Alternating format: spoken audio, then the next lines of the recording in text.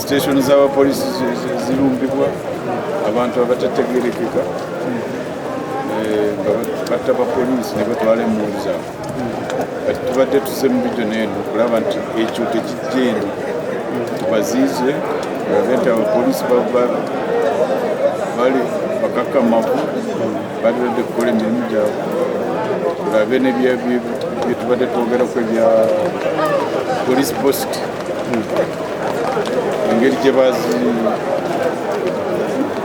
bazituusiza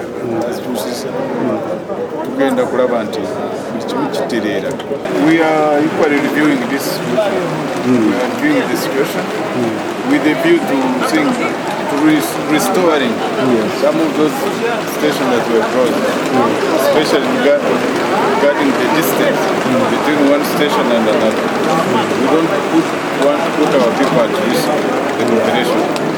So we have been in this meeting to see if we can do it better.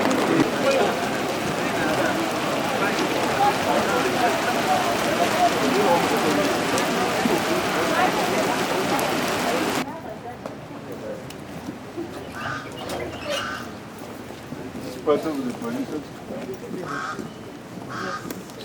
one of the